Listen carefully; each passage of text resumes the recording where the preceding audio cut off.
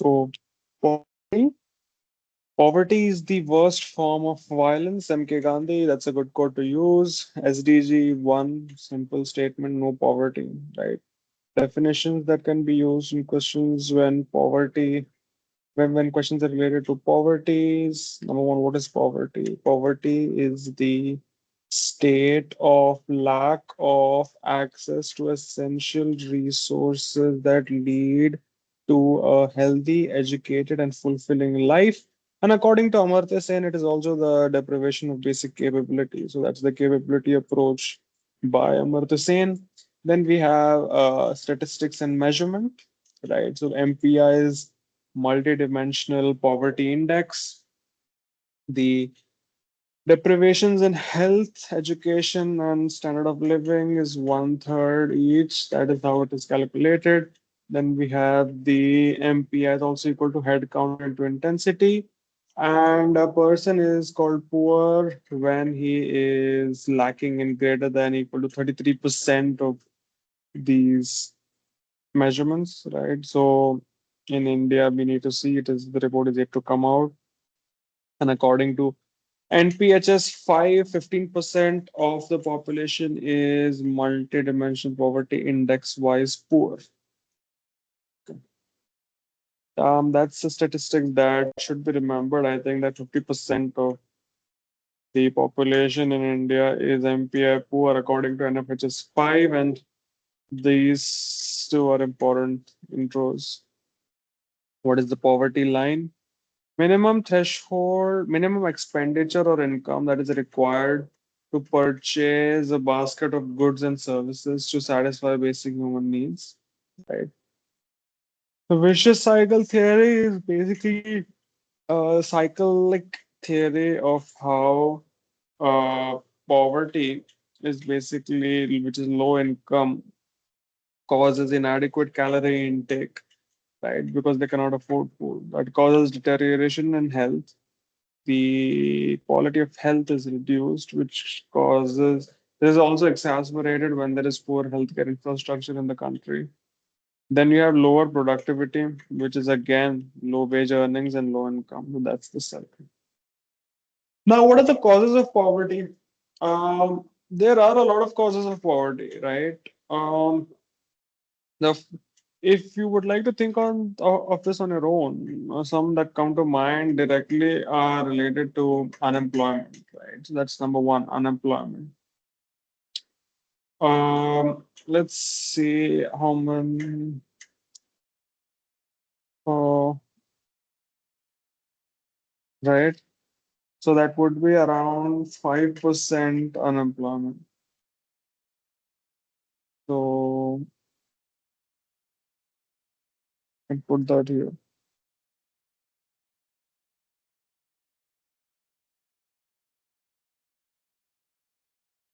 Uh, so causes of poverty, number one, unemployment, 5.1% are unemployed as of April 2025. That's a huge number, right? That's a huge number in the workforce. Next, you have poor health. If there is bad employment if there is poor health.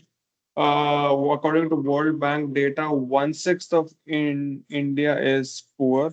Also, as talk and spoken of here, MPI poor. You can say that according to NPHS 5, 15% of the population is MPI poor, right?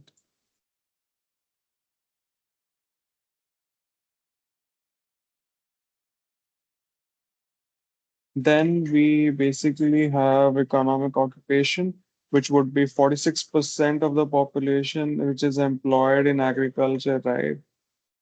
So that's a huge amount of population that works in the agricultural industry in the country, which is a characteristic of a developing country. That is also a huge cause of poverty because agriculture in itself is a very volatile profession, especially in a country like India, where we do not have built a well-defined irrigation and sustainable agricultural infrastructure. Next, we have the economic inequality in land. Basically, in terms of assets, the top 1% owns 40% of the wealth. So that's a huge amount of inequality in assets. That is also a cause of poverty. Then you have education and illiteracy. Now, one could argue that education and illiteracy is caused by poverty, but also you must remember that this is a cyclic idea, right? If you are poor, it is obvious that you would not be able to pay for education, but low levels of education also continue to keep you poor in some sense, poor in some sense. 80.6% of Indians are literate in 2017 and 18, according to NSO, which is a huge number, right? But there is a huge gap of 20% actually, right? Then you have social inequality. Social inequality basically relates to things like, caste, class, and gender discourses. Next, you have low political will and bureaucratic desensitization. And here you have the corruption, nexus, and mafia that drains a lot of economic resources from the country, which keeps a lot of people poor. Now, what is the impact of poverty? Poverty can impact you on your health, right? So, hunger, on your education, illiteracy, and these two are the primary impacts of poverty. And it increases stress and crime, especially because you're financially weak, right? I have to do some research on urban versus rural poverty. For now, let's continue with the government strategies to tackle poverty. What are the few government strategies that have been undertaken to tackle poverty? So, basically, the idea is that directly no government can tackle poverty, right? Because has a lot of dimensions.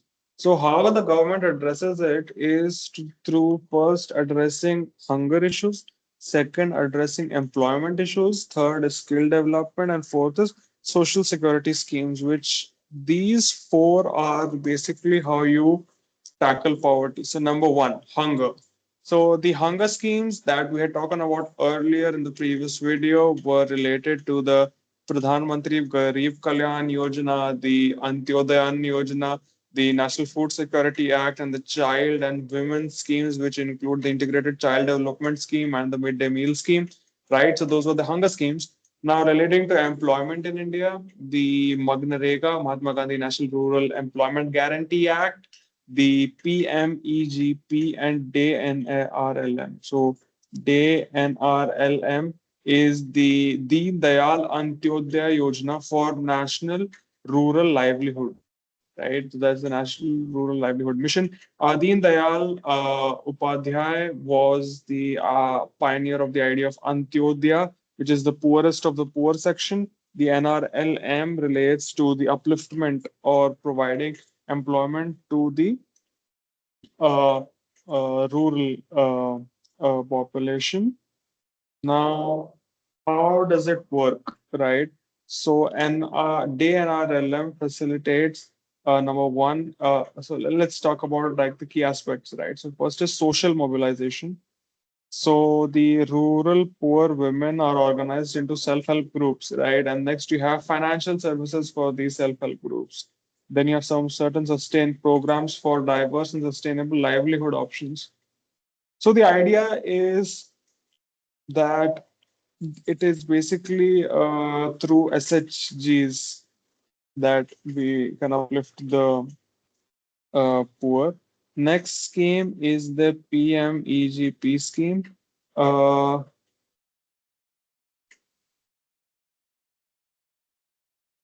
that would be the wait, Pradhan Mantri Employment Generation Program. Uh, it is basic. What does it do is that it provides bank finance subsidy programs for setting up new micro enterprises in non-farm sectors. So non-farm sectors basically the remaining of the population are because 46% work in agriculture as spoken about.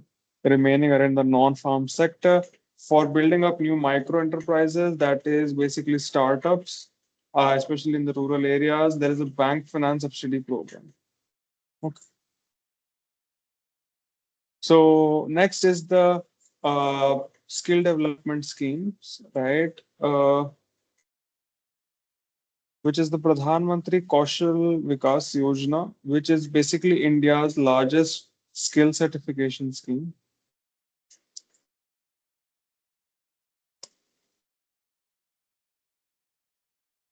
And we have next a social security scheme, which is Pradhan Mantri, I think, Jan Dhan Yojana, PM Jan Dhan Yojana. And what does Pradhan Mantri Jan Dhan Yojana do? Provides access to financial services.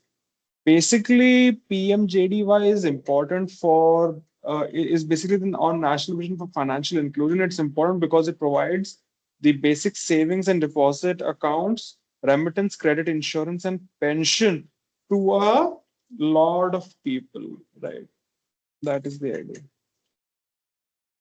Next is the DBT and NSAP,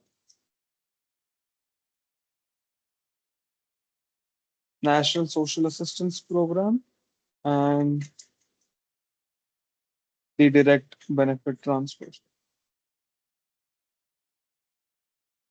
So, what are the gaps or issues in government strategies? The number one, the gap that always comes out relates to identification, inclusion, exclusion problems, leakage, and corruption that takes place, the low awareness of people, which is especially women and the vulnerable sections of society, and bureaucratic sensitization is required here. Then we have the short term strategies like subsidy and cash transfer.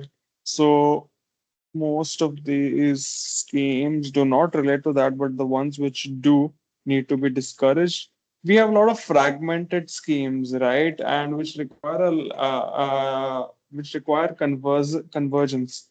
And for example, the Magnarega, the Pradhan Mantri Employment Guarantee Program, and the Deen Dayal Antyodaya Yojana for National Rural Livelihood Mission can be under a one nation scheme.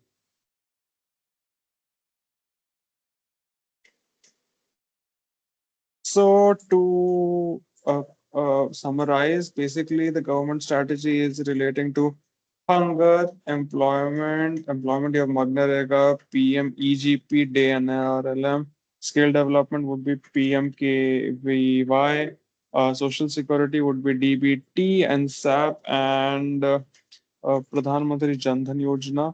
Issues, identification, inclusion, exclusion, leakages, corruption, low awareness, especially of women and vulnerable sections, and we have fragmented schemes and lack of integration.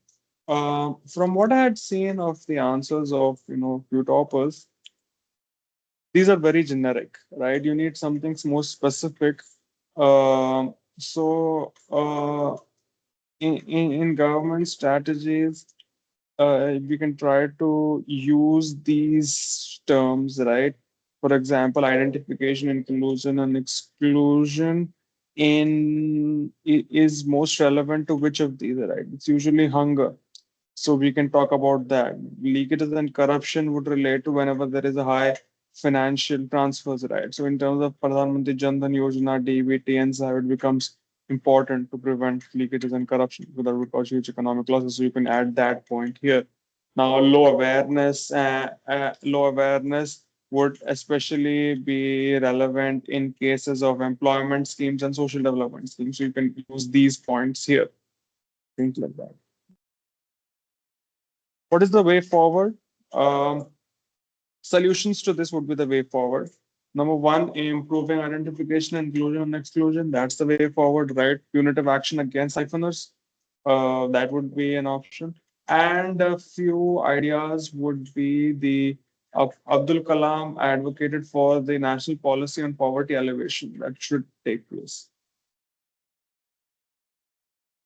Now, integration of schemes and convergence and delivery, international initiatives, SDG 1, and there are 5 outcome targets. What is the link of poverty and hunger? This cycle, very similar cycle to what we had spoken about earlier. Basically, it's the same. Now, We have next I 2.13, which relates to issues in development and management of social sector services relating to health, education, human resources, definition of health, right to health, statistics, constitutional articles, acts. So the health sector in India consists of what? The health sector issues, the government initiatives, contemporary discussions that take place, the way forward, and committee reports, recommendations. Next, we have education, which is right to education, statistics, constitutional articles, acts.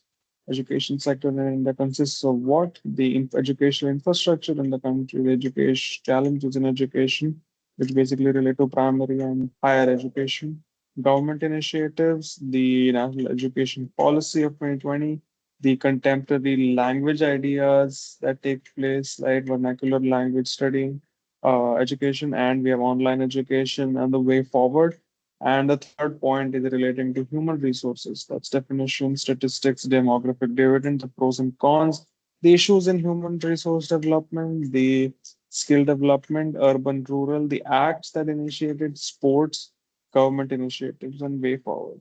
So let's talk about health first, right? So health would relate to basically for any um, for any answer on health, you would have to use Amke Gandhi's quote on key to health. It is health that is the real wealth and not pieces of gold and silver. Fairly easy proverb to remember, right? That it is health which is the real wealth and not pieces of gold and silver. SDG 3 relates to health, which is to ensure healthy lives and promote well being for all ages. SDG 1 was related to poverty, as spoken about earlier. SDG 2 was related to hunger. Uh, SDG 3 is related to health, which is to ensure healthy lives and promote well-being for at all ages.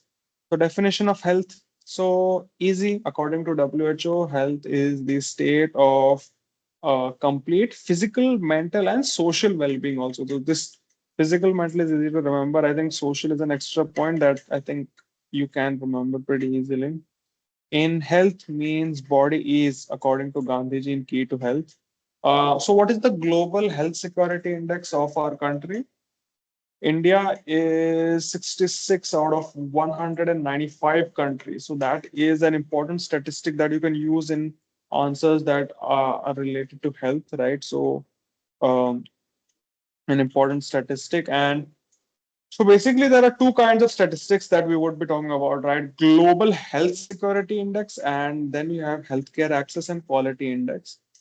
Global Health Security is 66 out of 195, and Healthcare Access and Quality is pretty bad. It's 145 out of 197.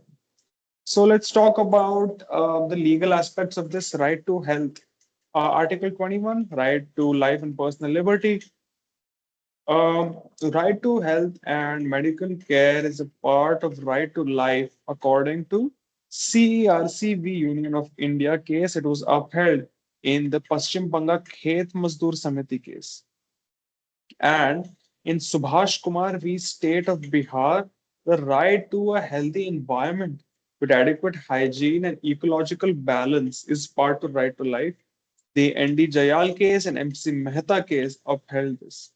Article 47 of the DPSP, if you think about it, is related to the raising the level of nutrition and improvement of public health is which is among the state's primary duties. We had spoken about this in hunger, and this relates to health. Next, you have acts which are important in the health sector, right? We need to see that again. Let's talk about the health infrastructure in India, for instance. We have this sub centers, primary health centers, right? This frames the primary health care. Then you have the secondary level health care, which is district hospitals, community health centers, and sub district hospitals. And lastly, you have the medical colleges and specialized hospitals, which are tertiary level care. What are the issues in the health sector in the country? There are a lot of issues, right, that can come up with the health sectors, but you need to back them up with statistics and information.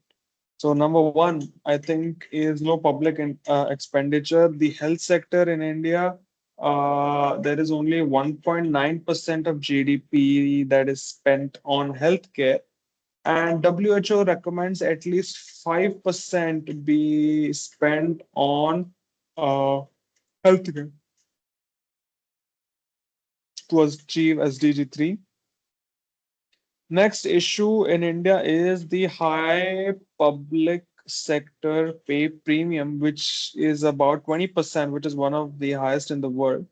The problem with this high public sector pay premium is that a lot of money is spent by the government, which could be otherwise spent on different instances.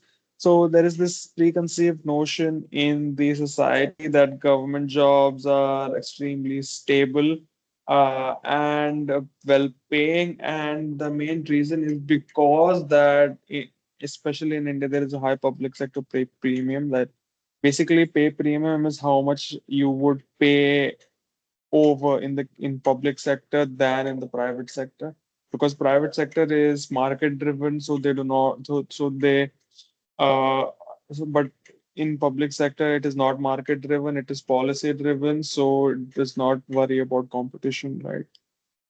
Next issue in health sector is obvious, right? There is poor health. One-sixth of India is poor according to World Bank data. According to NFHS 5, 15% of India is a multidimensional poverty index wise poor. Next, you have the rising cost of treatments, which implies inaccessibility to healthcare. And these shortages are also pretty important. Had inadequate infrastructure, right? zero point 0.5 beds per thousand of the population. We have China is 2.3, USA is 3.2, but India is lacking far behind. Then you have the 8 lakh doctor shortage, which I remember pretty well, the 24 lakh nurses shortage, according to the Niti Aayog report. Then you have hygiene and sanitation in public health infrastructure and the black marketeering of medicines that takes place. The example is the doctor pharma nexus to hoard and mislead in prescription. So to summarize, what are the issues in the health sector in the country? The first issue would be low public expenditure, only 1.9% of GDP. WHO recommendation 5%. Second issue would be zero point 0.5 beds per thousand of the population. USA 3.2, China 2.3. Number three, 8 lakh doctor shortage, 24 lakh nurses shortage. Number four would be the poverty in India and rising costs cause inaccessibility. 15% MPI poor, and according to NFHS 5, and one-sixth poor according to the World Bank data. And yeah, and black marketeering, sanitation of medicines is a problem, and sanitation. So yeah.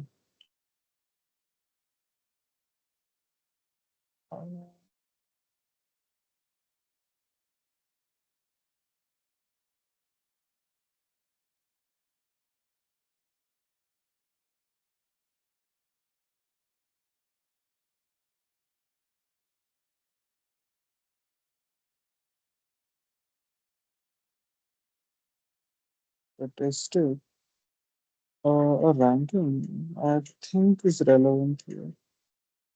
I cannot really find it, but it's very relevant to the health sector, I suppose. We'll see that later, I suppose. Anyways, what are the government initiatives? Whenever we talk about government initiatives, right, the first thing that comes to mind is the National Health Mission.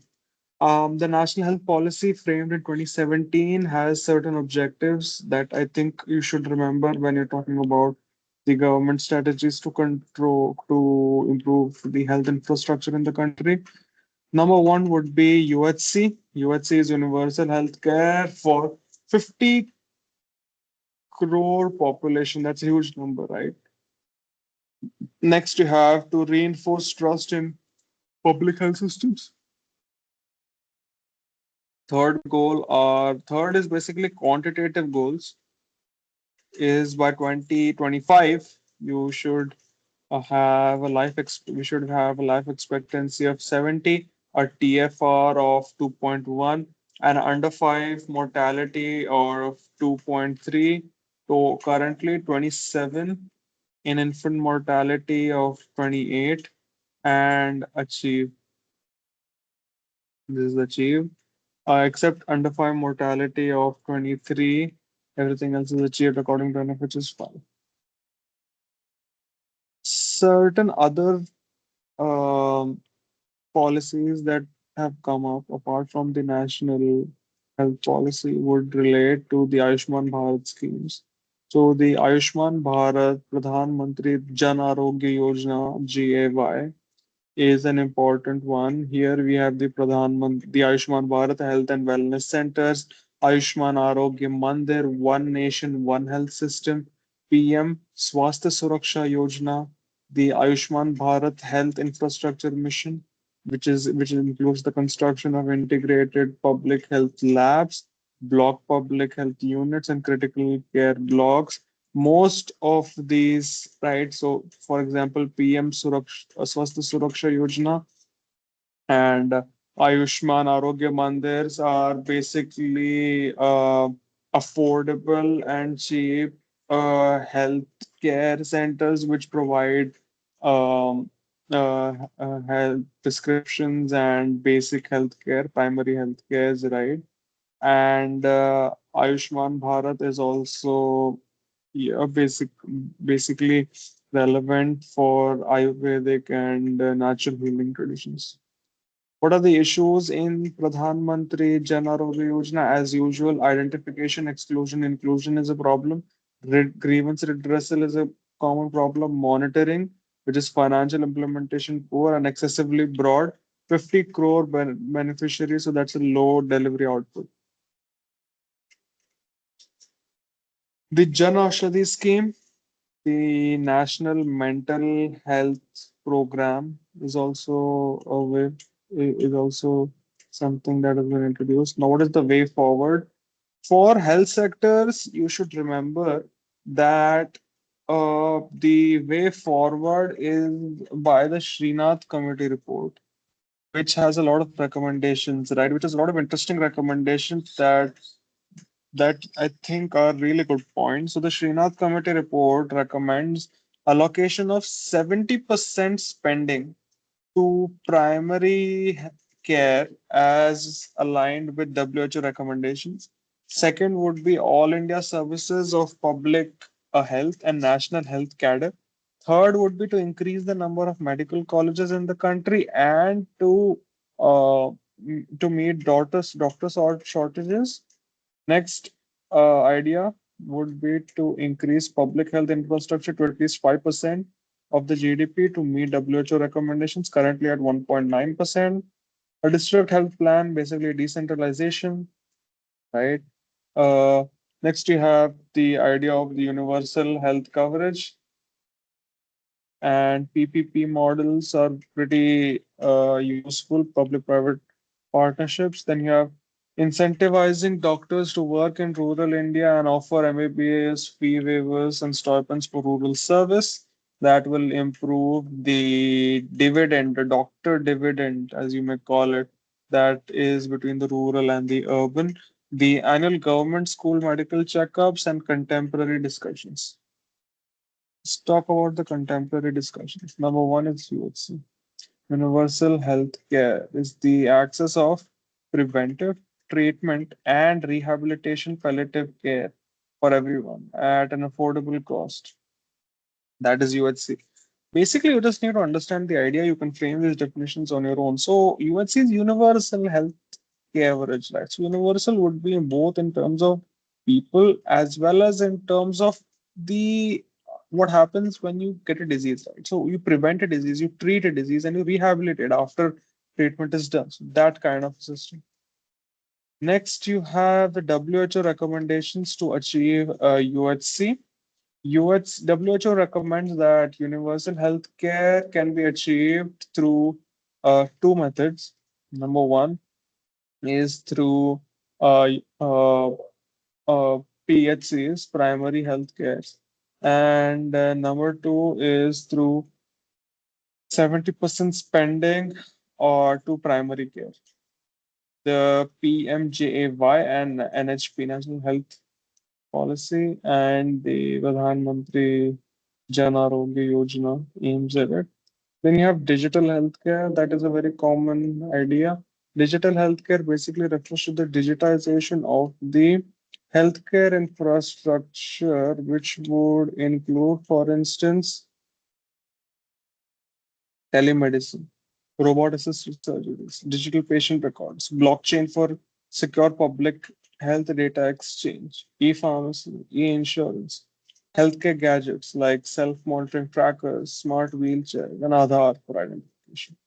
What are the government initiatives that have been taken place? The first is so easy to remember would be the IIT Bombay Koita Center for Digital Health that has taken place, right? Pretty specific, pretty easy to realize. Number two would be the National Digital Health Mission. Like it's pretty straightforward, right? Because if you're addressing digital health infrastructure, you have the National Digital Health Mission. This mission is actually a subset of the larger Ayushman Bharat Health Infrastructure Mission. And there are three ideas that have been propounded in by this mission, right? Three subsets of this mission. First is National Health Stack, development of the National Health Stack by Niti Aayog. Next is One Nation, One Health. And third is leveraging Aadhaar link for identification.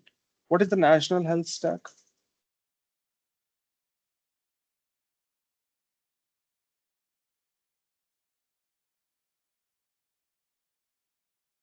The National Health Stack is a collection. So basically, collection of comprehensive healthcare data across the country.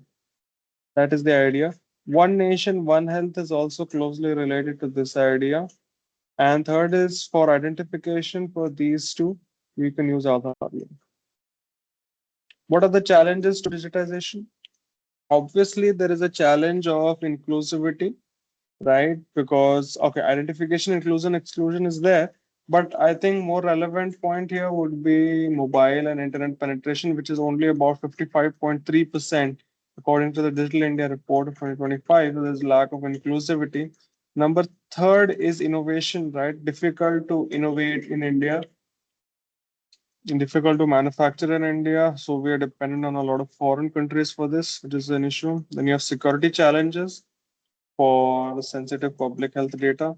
And lastly, you have low public infrastructure expenditure and thus low investment. Way forward would be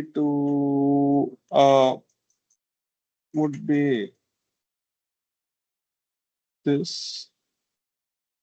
What are the solutions for this? I think that is something that needs to be addressed.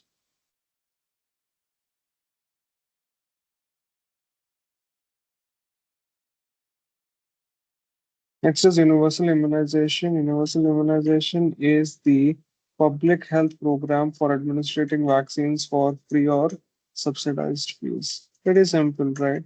What is UI? It's public health program, right? What does it do? It administers vaccine, but it's a public health program, so it has to be for free or subsidized fees. The government initiatives, Mission Indradhanush is one common initiative that comes to mind. It aimed at children and pregnant women, and for achieving 90% in 2022. Currently, it achieved 76.4%, a huge number. And the current is intensified mission in order to cover the remaining by 2030. Pretty good idea. Challenges to universal immunization. There are different unique challenges which come with implementation of Mission Indradhanush. Number one, first challenge was a lot of misinformation regarding the use of vaccines. People associated it to culture and religious, right? There was a lot of misinformation and mistrust with respect to vaccines. Number two was that there are some children called as the zero dose children, which are the extremely marginalized in terms of vaccine dosages, and they were not covered that well. There was no intense program to cover them. Number three was poor infrastructure. There were a lot of issues with respect to the cold storage units in remote areas. The way forward would be simply to improve trust, improve information through advertisements, newspapers, journalism, marginalized and remote areas. So there should be an intensified mission Indradhanush that covers not only the remaining percent but also these zero dose children. So there should be a zero dose children mission of Indradhanush, right? Maybe 2.1, mission 2.1. And there should be a improved infrastructure for poor units. Next is the National Medical Council policy for medical professionals, fee guidelines for private institutions, healthcare access infrastructure, and the State Medical Council all are under this NMC. Issues with NMC is that the state involvement is low, the lack of coordination and examinations. There is a problem of documentation over quality and corruption in fee guidelines. Way forward, admission streamlining under NMC board, right? FMG facilitation and a regular audit and stakeholder process participation.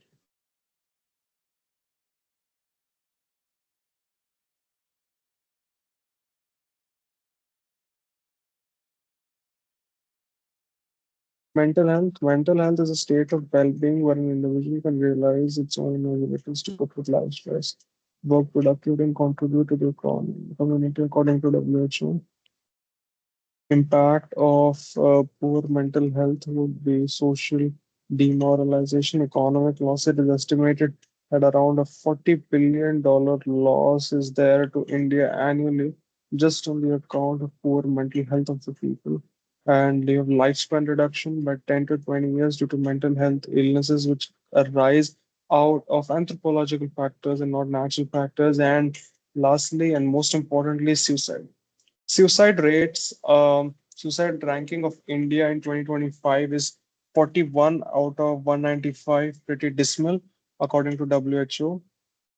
The suicide rate in India is 10.4 per 100,000 according to NCRB. NCRB is the National Crime Records Bureau of India, right? That is basically relating to suicide rates 10.4. Men greater than women, but only slightly. Unlike most other countries, women's suicide rates are really high. The student and youth suicide is an issue. The problem with this is that one student commits suicide every hour, according to NCRB. The cause of this would be work and academic stress. That is the natural cause that comes to mind, right? Whenever we talk about youth suicide or student suicide, first is academic stress, work stress, number one. Number two, that even if there is no stress per se by the academics, that can be indirectly put on the child through intense competition, expectations, or responsibilities, right? For example, unemployment, debt, poverty. Third cause is the young age. Because they are young, they're easily swayed by these problems. Fourth, they're more susceptible to bullying and harassment. Fifth, there are various challenges in modernity, like love marriages, live-in relationships, breakups, urbanized alienation, loneliness. What are the challenges in tackling mental health issues? Number one, diagnosis is difficult. Number two, we have not developed a well-defined mental health infrastructure. There is a shortage of doctors for mental health illnesses. Number three, there's a social stigma which is related to mental health problems in our society. Number four, there's a prolonged treatment duration, which is specific for mental health issues. Next is the farmer suicide. We have addressed in GS3 agriculture. Government strategies, National Suicide Prevention Strategy, Mental Health Care Act 2017 decriminalizes suicide, bans certain treatments for minor, established mental health review board, Kiran Helpline, Telemanas, Manodarpan, and for students, Ummeed guidelines, psychiatric outpatient departments, and Pariksha Pe Charcha. Baki you know the way forward would be research, awareness, institutional, colleges, schools, compliance of working hours, mental health care, budget allocation, focus on prevention, treatment, and rehabilitation, all three. Currently, only prevention is the focus. Drug abuse is the harmful use of psychoactive substances affecting mental health processes and make abusers feel pleasurable. Example, cocaine, heroin, alcohol. Youth drug abuse cause is the same as the youth suicides. So, this is the cause of youth suicide, right? These are the causes, same causes for youth drug abuse. There is a narcotics mafia. Additional would be narcotics mafia target this, and India is between the death crescent, which and the triangle, government initiative, NDPS Act, NCP, punishment for narcotic crimes and narco terrorism, the Mental Health Care Act 2017, alcohol and drug disorders, way forward is the same as the way forward here.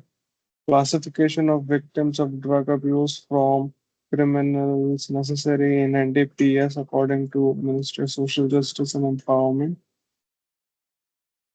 Focus on prevention, treatment, and rehabilitation. Currently, only prevention is the focus, but people who are victims of drug abuse are not treated as victims, rather criminals. So we need to classify this, right? And we need to focus on treatment and rehabilitation as well, so that they can be smoothly re-entered into society. Medical tourism or medical value travel is an important aspect in India because it has a $7.7 billion value. It had a $7.7 billion value in 2024. India is the second largest medical tourism destination after Thailand. And the what is medical tourism is the international travel for access of medical services, especially due to higher expertise, lower costs in the country, the host country. Now, why is India a hub of MVT? So you must understand that in India, the affordability of healthcare systems is actually high as compared to US and UK. So that's number one. So it's about only one tenth of US and UK price, which is why people come here.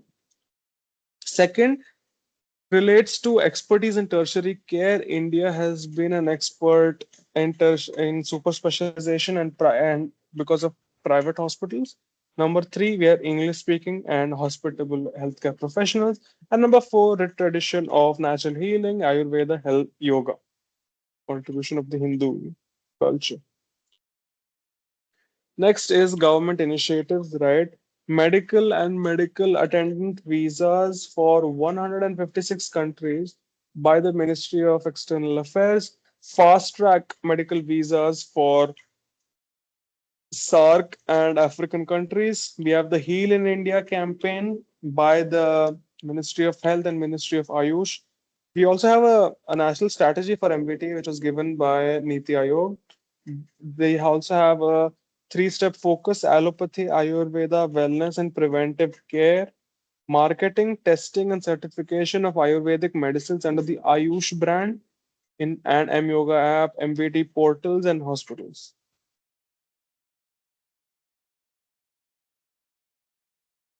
Next is the way forward. So the way forward with respect to medical value tourism would be number one, PPP. PPP or medical enclaves are can be tested and tried. Next is the health insurance portability. There should be a an extension to India to partner with international insurance agencies for health insurance portability to India, which would be very beneficial for India as well. because a percentage of these health insurance companies would pay to India, right? Next, we have the leveraging tradition of natural healing, Ayurveda, and yoga, capacity building for MVT. Now, the challenges in MVT are basically the same as the issues in the health sector. This is for health.